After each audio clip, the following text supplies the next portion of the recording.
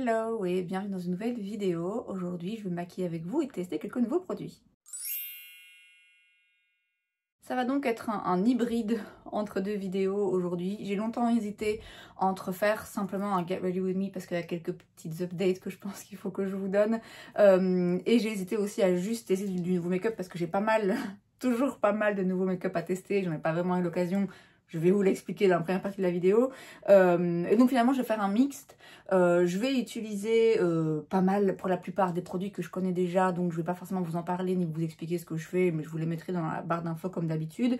Je vais juste tester quelques nouveaux produits que j'avais hâte de tester. Qui sont dans mes tiroirs depuis maintenant officiellement un mois.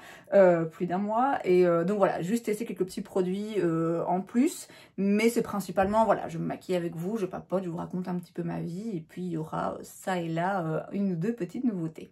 Alors je vous donne un peu de contexte. Avant ça, on est le samedi 9 août. Au moment où je vous filme cette vidéo. Je pense que je vous la mettrai mercredi. Donc on sera le 13 si je compte bien. Quand j'aurai fini de me maquiller ici avec vous, j'irai filmer le Will I Buy It que vous aurez donc vu lundi.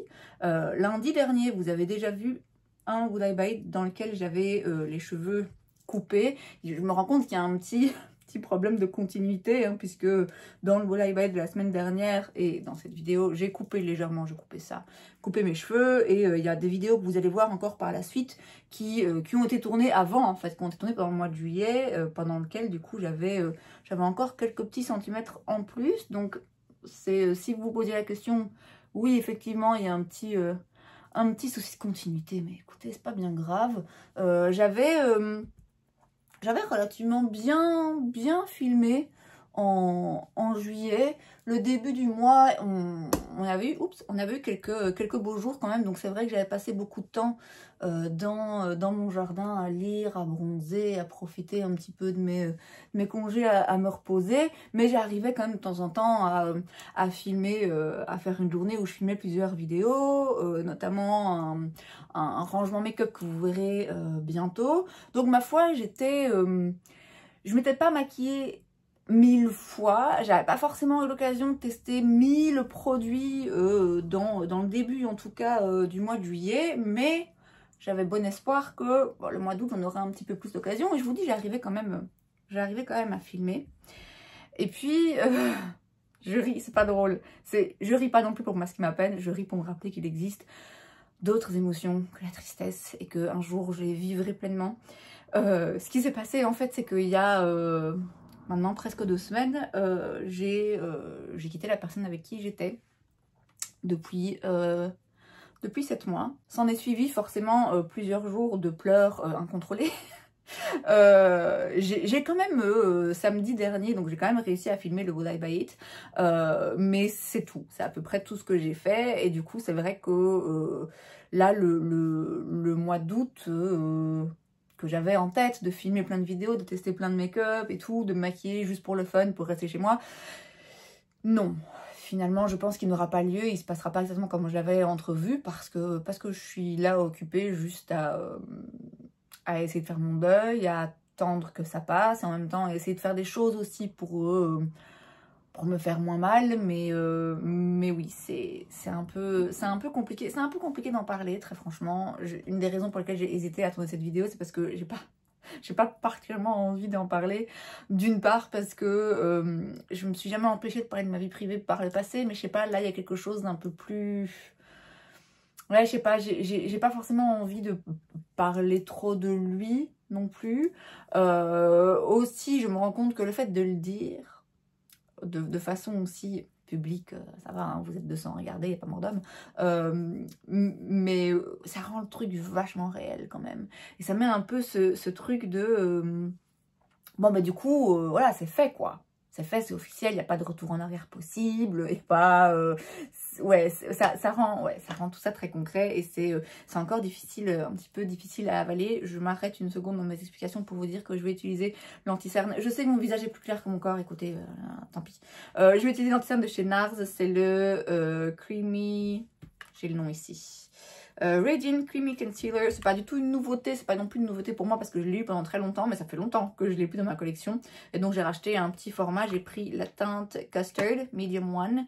Et donc voilà, je le reteste, mais c'est pas vraiment une découverte, c'est plus un petit rappel parce que j'ai oublié ce qu'il donne. Donc je vous disais, j'ai pas particulièrement envie de m'épancher sur le sujet, de trop en parler, un peu par pudeur, par respect aussi pour lui et pour ce qu'on a vécu. Je vais me contenter de parler de moi et de mon ressenti et sans trop rentrer dans le détail, de vous expliquer que oui, c'est moi qui ai pris la décision, c'est pas une décision que j'ai prise de gaieté de cœur. J'ai pas décidé de le quitter parce que je l'aimais plus, que du contraire. Moi, je suis amoureuse de lui toujours, hein, au moment où je vous filme cette vidéo, et je pense pas que ça va s'arrêter du jour au lendemain. Mais malheureusement, c'est pas réciproque. Et vous le savez, j'en ai déjà parlé longuement dans plein d'autres vidéos. J'ai vécu 10 ans d'une relation en pointillé où on n'était pas ensemble, on n'était pas du tout en couple. Lui était en couple avec quelqu'un d'autre pendant une majeure partie de cette relation. Mais oui, j'ai quand même passé 10 ans à être... Bon, maintenant, je me rends compte que c'était pas de l'amour, mais à l'époque, j'avais l'impression que j'étais amoureuse de quelqu'un qui me le rendait pas et qui me le rendrait jamais. Et j'ai passé 10 ans à attendre et à espérer qu'il m'aime, alors même que c'était pas du tout la personne qu'il me fallait, j'en avais conscience.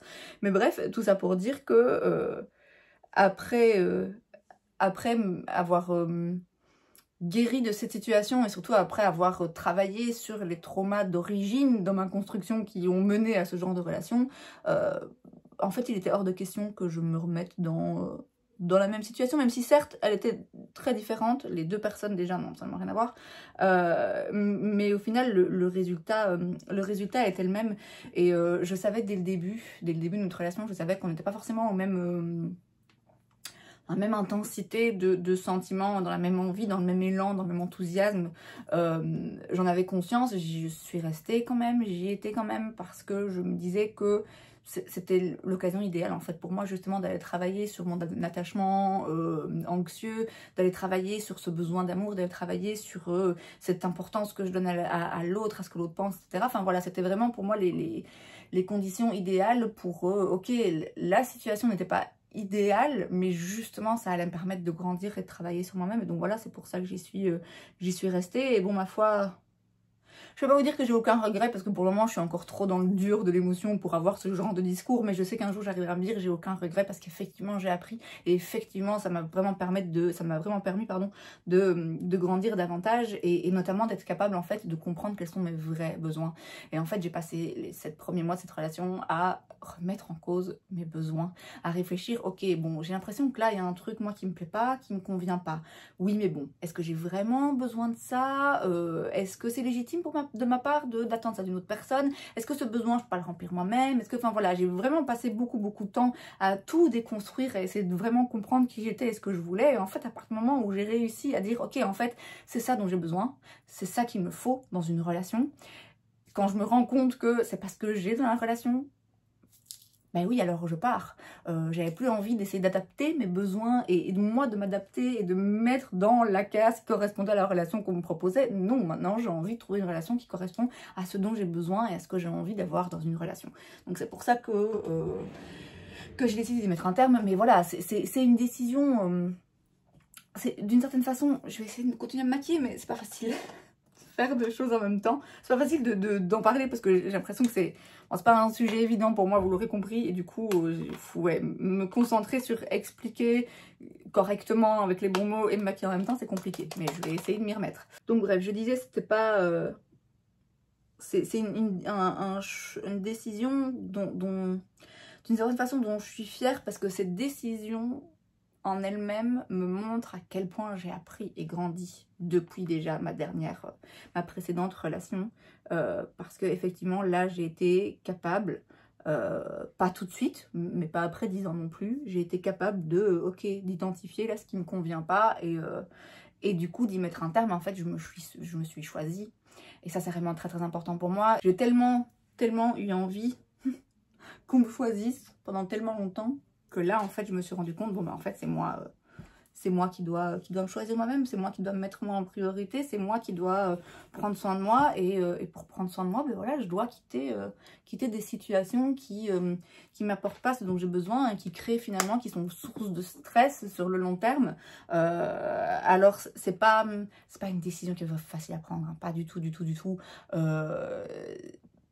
C'est compliqué surtout de rester en accord avec cette décision sur le long terme parce que forcément il y a des moments où on est tellement mal et la personne nous manque tellement qu'on se dit putain, en fait pourquoi est-ce que je l'ai quitté? Parce que bon, certes, la relation ne me convenait pas, enfin j'allais pas m'y épanouir et y être heureuse, et à chaque fois ça me remettait en question moi et ma valeur.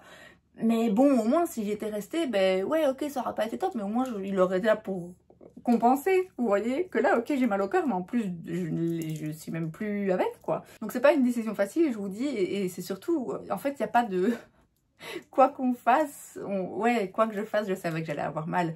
La différence, c'est que si je choisissais de rester, je savais que je pouvais me faire mal pendant longtemps et que c'était un mal un petit peu lancinant et que ça créait beaucoup d'insécurité en moi, tandis que choisir de partir, certes, le choc est un petit peu... je vous cache pas, a été un peu brutal, mais je me laisse la possibilité, en fait, par la suite, d'aller mieux et de trouver une autre relation qui me convienne mieux, même si, voilà, j'étais convaincue que celle-là allait me convenir, que lui, surtout, allait me convenir, parce que en théorie... en théorie, il n'y avait pas grand-chose à jeter, hein. Je veux dire, c'était un match assez parfait, mais voilà, malheureusement, le lâcher-prise, la prise de risque dans le fait de se laisser aller à ce sentiment et de tomber amoureux de quelqu'un n'a pas été réciproque, et je sais que ça n'a rien à voir avec moi, c'est pas quelque chose qui m'appartient, c'est pour ça que je vais pas m'étaler sur le sujet. Tout ça pour dire que voilà, j'ai malheureusement, je suis de nouveau célibataire, et j'ai malheureusement, moi, choisi de mettre un terme à une relation avec quelqu'un que j'aimais énormément pour mon propre bien. Et c'est ça aussi qui explique fait que j'ai coupé mes cheveux, puisque du coup samedi dernier, dans un moment, vous savez, ce moment très cliché où un peu de rage, allez hop, on coupe un petit morceau, et c'est ça qui explique aussi que bah, là du coup le mois d'août sera peut-être moins fourni que ce que j'avais envisagé de base. Bon bref, on va s'arrêter là du coup pour cette partie où je vous raconte ma vie. Sachez que je vais bien. Je vais mieux, je sais que j'irai mieux, je vous dis, je vais pas plus m'étaler sur le sujet, n'en parlons plus, retournons au make-up, et donc je vais commencer à tester quelques nouveaux produits, nouveaux pour moi, et encore, ça fait déjà, ouais, ça fait plus d'un mois que je les ai achetés, puisque je les ai achetés le 2 juillet, je me rappelle précisément. C'est donc tout d'abord le bronzer de chez Dior, c'est le Dior Forever Nude Bronze, dans la teinte numéro 4, Warm Matte. Donc je vais le tester. J'avais hâte de le tester en plus. Et écoutez, voilà. Le mois de juillet m'a un peu... Le mois de juillet, franchement, m'a un petit peu échappé. Parce que je me suis dit, j'avais envie d'en profiter, de te relaxer et de rien faire. Puis le mois d'août, ben voilà, on va pas revenir dessus. Il est très parfumé, hein. Il sent bon, ceci dit. Il sent pas l'odeur habituelle des produits Dior. Je sais pas ce qu'il sent, mais il sent bon. J'ai légèrement poudré mon teint, mais pas des masses. Donc j'espère qu'il va pas faire de taches, mais on dirait pas. La couleur est ok. Bon, alors, quand je serai vraiment très blanche, j'imagine que ce sera peut-être un peu intense, mais il m'a l'air quand même de très bien se fondre. Donc, il y aura peut-être moyen, en fonction de la brosse que j'utilise, la brosse, n'importe quoi, en fonction du pinceau que j'utilise, il y aura peut-être moyen de le travailler en douceur. Mais je pense que là, en tout cas, maintenant, la teinte me convient. Il est pigmenté, mais pas exagérément. Et si je compare à celui de chez Yves Saint Laurent que j'avais acheté l'été dernier, qui m'avait pas complètement convaincu, hein. Après il était très chaud. Celui-ci il est pas, ils disent warm matte, mais c'est pas si chaud que ça, hein. Pour moi ça c'est pas particulièrement chaud. Au début quand je l'ai ouvert ici je me suis dit c'est un peu froid, mais non, finalement sur mon teint ça donne pas froid, ça donne pas, c'est pas orangé non plus. Or celui de chez Yves Saint Laurent, sur moi en tout cas, j'ai l'impression, la teinte que j'ai prise, tout du moins j'ai l'impression qu'il est un peu plus chaud. Ici même en termes de texture, il me plaît assez. Je vais en rajouter un peu, juste pour voir si on peut le construire, s'il fait pas de taches. Après, je vous dis, je filme le Volabate. Et puis après, je vais à Namur. Je vais prendre le reste. Je vais pas rajouter de matière, le reste de ce qu'il y a sur mon pinceau. Descendre un petit peu dans le cou, essayer de rectifier ce truc là. Il y a 2-3 jours, j'ai mis de l'auto-bronzant, des petites gouttes là sur mon visage. Mais ça s'estompe en fait, ça s'estompe un peu. Et en plus, c'est pas exactement la même tonalité que le bronzage de mon corps. Donc, enfin bref, écoutez, chaque été, c'est la même galère. On va pas y passer des siècles. Alors, je vais pas tester un nouveau blush. Je vais en utiliser un que j'ai testé le mois dernier, qui s'est retrouvé d'ailleurs dans mes tops. Mais je pense pas l'avoir utilisé avec vous en caméra, donc du coup c'est l'occasion et je le trouve tellement beau. C'est donc le Super Suede Radiant Blush Powder de chez Saie dans la teinte Mia. Il est lumineux, hein.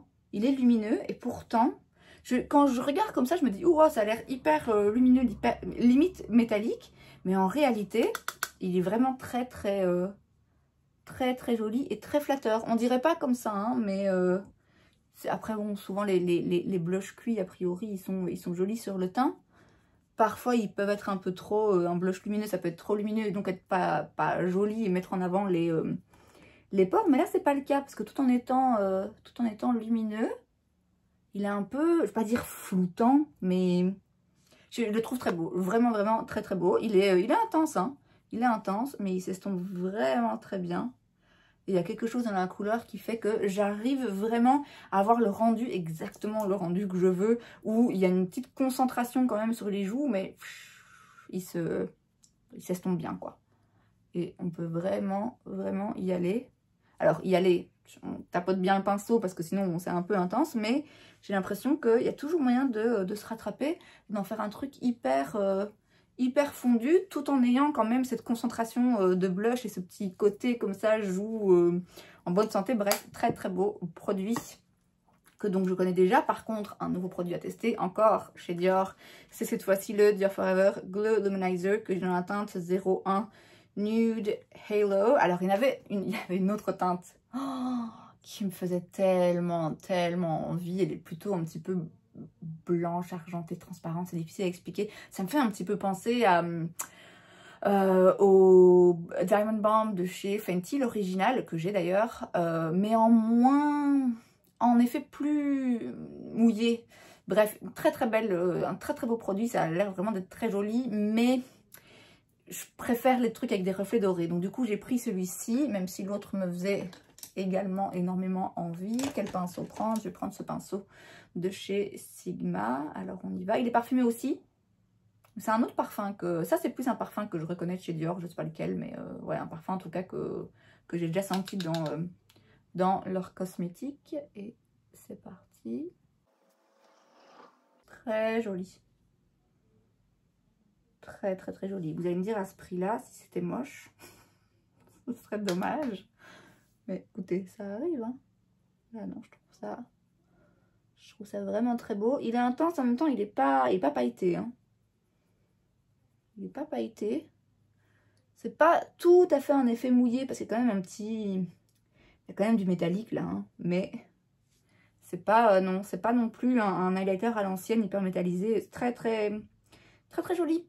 Vraiment très joli. Je sais pas à quoi je m'attendais parce que bon, ok, il est très beau, mais à un moment donné, vous voyez, un highlighter, c'est un highlighter, quoi. Mais en réalité, je l'aime assez. Bon, après, sans doute que je l'aime aussi parce que c'est Dior, parce que le packaging est magnifique et parce que comme je sais qu'il m'a coûté cher, j'ai envie qu'il me plaise, forcément. Pour mes sourcils, je vais utiliser le Build a Brow de chez Maybelline. Alors oui, mes cheveux aussi. Autre petit détail. En ce moment, j'essaye de ne plus les... Ça fait des semaines, je pense depuis le mois de juillet, en réalité, peut-être une fois, mais je suis même pas sûre. Non, je les lisse plus, je les sèche même plus, je fais plus de bouche, je fais plus rien du tout. J'essaie de les laisser revenir à leur forme naturelle parce que je sais qu'il y a des boucles dans mes cheveux. Je sais pas si vous voyez derrière, ça c'est mes cheveux au naturel. Mais le fait que, en fait, je les ai tellement lissés, tellement torturés pendant des années, que, ben oui, ils ont un petit peu perdu leur forme. Donc là, j'essaye de les faire reprendre leur forme naturelle. J'utilise pas de produit, hein. Là j'ai pas utilisé de produit, j'ai juste fait un shampoing et puis un masque capillaire. Ensuite je les ai séchés, je les ai coiffés et après les avoir coiffés, je les ai un petit peu, vous voyez, un petit peu scrunchés mais sans produit dedans, juste comme ça.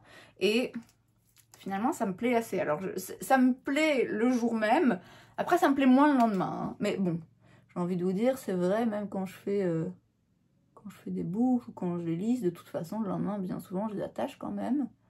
Donc voilà, là j'ai eu envie de d'une part de les laisser se reposer un petit peu de toute cette chaleur, de moins les agresser, et d'autre part de voir quand je les laisse tranquilles, qu'est-ce que ça donne, et quand j'essaye je les aide quand même un peu, parce que je vous dis, je les scrunch, je les laisse pas non plus complètement sécher naturellement. Enfin, si, je les laisse sécher naturellement, mais voilà, je fais un petit peu les mouvements avant pour leur donner de meilleures chances, mais voilà, j'utilise en tout cas pas de chaleur. Et ça me plaît assez, même si du coup c'est vrai que c'est un peu aléatoire, et c'est pour ça en fait que j'aimais pas le mouvement dans mes cheveux, parce que j'avais toujours cette impression que c'est une fois de temps en temps c'est joli, mais il y a plein de fois où ça ressemble à rien et il n'y a pas de mouvement mouvement uniforme, c'est pas oh toutes des belles boucles, ça part un petit peu dans tous les sens, et donc ouais, c'était assez aléatoire et ça me plaisait pas trop. Et là ouais, ça me plaît assez. Et j'ai quand même l'impression que même sans utiliser de produit spécial pour les boucler ou quoi, juste le fait de les scruncher un petit peu, en fait, 9 fois sur 10, ça donne un résultat qui me convient. Une fois de temps en temps, c'est pas ça. Une fois de temps en temps aussi, je n'ai pas forcément la foi de le faire et juste je les laisse sécher, enfin je les coiffe et puis hop, c'est bon aussi. Mais finalement, ça fonctionne quand même bien. Donc, pour le moment, en tout cas pour le reste de l'été, je pense que je vais essayer de les laisser un petit peu vivre leur vie et reprendre un petit peu leurs mouvements et leur boucle naturelle. Et ma foi, ça me déplaît pas trop. Alors, je recourbe mes cils. Je vais rien utiliser sur mes yeux. Alors, j'ai plein de trucs, hein. Plein de petits produits mono à tester que j'avais trouvé sur YesStyle. Mais écoutez, d'une part, je les ai regardés. Là, j'arrive pas à faire un choix. Voilà. Choisir, c'est renoncer. Donc là, non, il n'y a rien qui m'inspirait particulièrement. J'ai pas envie de passer trop de temps à me maquiller, parce que je vous dis, je dois encore filmer une vidéo après et j'ai encore des trucs à faire. Et aussi, je sais pas, même le reste de mon make-up, je sais pas dans quelle mesure potentiellement il se peut que je pleure cet après-midi, parce que c'est toujours une possibilité. Donc je vais utiliser le mascara Lash Extender de chez Elf, qui est un mascara tubing, en me disant comme ça au moins, voilà, ça résistera aux larmes. Et ouais, j'ai pas envie de me maquiller les yeux. Si c'est pour tout foutre en l'air, vous allez me dire de toute façon tout le reste sera foutu en l'air aussi, mais bref, je me maquille pas les yeux. Je mets vite fait un peu de mascara, juste histoire de structurer et d'ouvrir mon regard, mais c'est tout. Pour les lèvres, je vais utiliser mon crayon de chez Makeup by Mario dans la teinte Hue.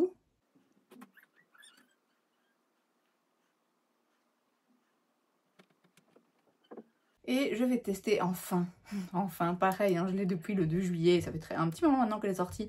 C'est donc le Love Shine Plumping Lip Oil Gloss de chez Yves Saint Laurent dans la teinte 02. On a un gros applicateur. Je l'essuie entre chaque utilisation parce que j'ai pas envie de retourner, de remettre l'applicateur sale dans le produit. Il a bon goût. Alors ça a bon goût, c'est très joli. Je sais pas quand même, ça coûte cher, hein, ça coûte vraiment cher. Désolé, il y a un peu de bruit. C'est agréable, hein. C'est effectivement, oui, huile, gloss parce que très brillant, un peu juicy, mais huile parce que pas collant. Est-ce que ça, il y a besoin de dépenser 40 balles pour ça, ou est-ce qu'il y a moyen d'en trouver moins cher? Je pense quand même qu'il y a moyen d'en trouver moins cher qui sont tout aussi bien. Oh non, j'avoue, c'est très joli. C'est très joli, mais ça coûte cher.